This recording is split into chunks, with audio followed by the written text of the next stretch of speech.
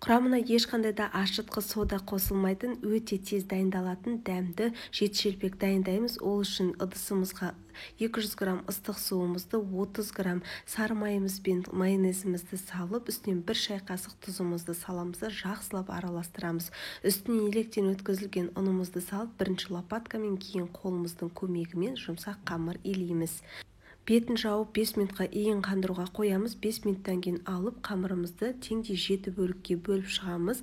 Қамырларымызды күлшелеп, бетін тағы да жауып, тағы да 5 минутқа қалдырамыз. Кейін аламыз да осы күлшеленген қамырларымызды жұқалап жайып шығамыз. Қатты жұқа болып кетпеуі қажет. Осы кезде майларыңызды қыздырып қоясыздар. Қызған майда екі шетін қатты қызартып жібермей пісіріп алатын боламыз. Егер де қатты қызартып жіберсеңіздер, қатып кетеді. Осымен шелпектеріміз дайын. Сіздер де жасап көріңіздер. Сіздермен болған Ақбота. Каналға тіркелуді ұмытпаңыздар.